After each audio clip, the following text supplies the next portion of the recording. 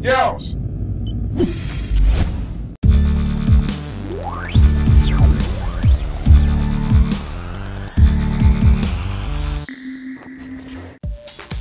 Metro Last Light was a welcome addition to the first-person shooter landscape back in May.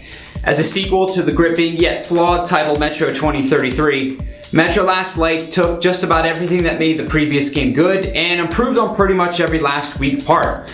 I loved it, as you might already know if you've seen my review of that game already. Now, Deep Silver has already announced that there will be 4 DLC packs to supplement this already great game. The first one, the Faction Pack, is now available, and I've checked it out to let you guys know how it holds up. The Faction Pack is a $5 DLC package that adds 3 new single-player missions to the game.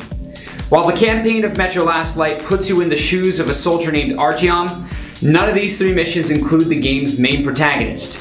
In fact, as the name of the DLC suggests, these 3 missions will have you playing as a member of 3 different factions from the game's lore: the Reds, the Reich, and Polis.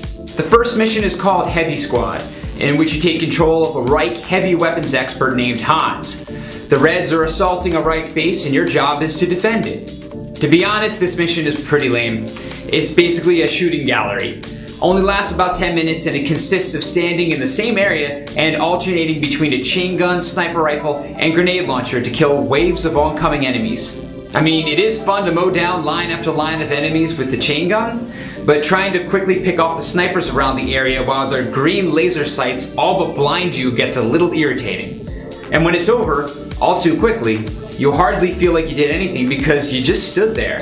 The second mission is called Kshatriya, and this one's a real curveball. You play the part of a Polis Ranger trainee tasked with retrieving human artifacts from the decimated Earth surface. This feels quite different, so it's going to be a love it or hate it deal for most, but I was one who loved it. You start out at a station where you can buy weapons, armor, a hazard suit, gas mask filters, ammo, and first aid kits. But you're not going to be able to afford much of anything from the get-go. The idea is to leave the station and explore the area, coming back with artifacts. The catch is while there are 30 artifacts to find, you can only carry 5 at a time in your backpack. Essentially, what you'll be doing is running out, gathering 5 artifacts as you find them, and returning to the base to submit them. You get paid pretty well for them, which enables you to be able to afford the other items. You'll be needing plenty of ammo, filters, and first aid kits for sure. The result is a feel similar to From Software's Demon's Souls, if you've ever played that, as the base is the only safe spot and the only place that you can save your progress. Additionally, enemies respawn when you return to base. There's also the fact that as you progress further, you'll unlock shortcuts back to the base. By the time you've discovered all the shortcuts, the base feels like a hub for several different areas. Because of the imminent danger around pretty much every corner, the limited ammo and supplies, and the pressing need for gas mask filters, this mission feels more like a survival horror game than any part of the core game. It's tense and nerve-wracking, and scavenging for the artifacts becomes pretty addictive. But there are some problems here. When coming back to the base, you need to press a buzzer to request that the blast door be open to let you in. I've seen several people complain of a bug that prevents them from pushing that button, locking them out forever. I didn't experience it, but for those that have, that breaks the mission entirely.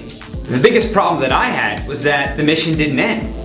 I had spent several enjoyable hours scavenging for supplies, but when I had retrieved the last one, the secret subway map, the NPC told me that it was valuable and I should report it personally to my superior.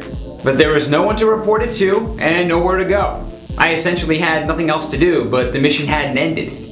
I did a little follow-up research and discovered that the mission is, in fact, supposed to end after you retrieve that item. For whatever reason, mine didn't. Not a big deal unless you're an achievement junkie. I still got to play the mission and it was pretty awesome. The third and final mission of the Faction Pack casts you as a red sniper with the goal of infiltrating a heavily guarded Reich base at night. The first thing you'll notice is that you're provided with a really nice sniper rifle that was not available in the core game. This is your standard stealth mission.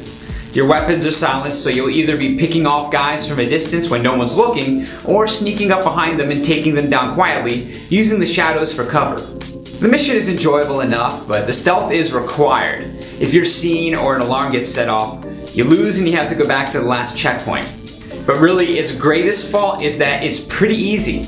The stealth in this game is very forgiving to begin with, and in this mission, rarely are there more than 2 enemies in a given area. 2 quick headshots and you're moving on. On the other hand, it does make you feel like a damn ninja. You're just moving smoothly and successfully through enemy lines and taking out everyone on the way. It's not going to take you very long though, and the ending gives you blue balls. You meet your partner and you're about to go take on the inside of the base, but then the mission ends. So here's the bottom line.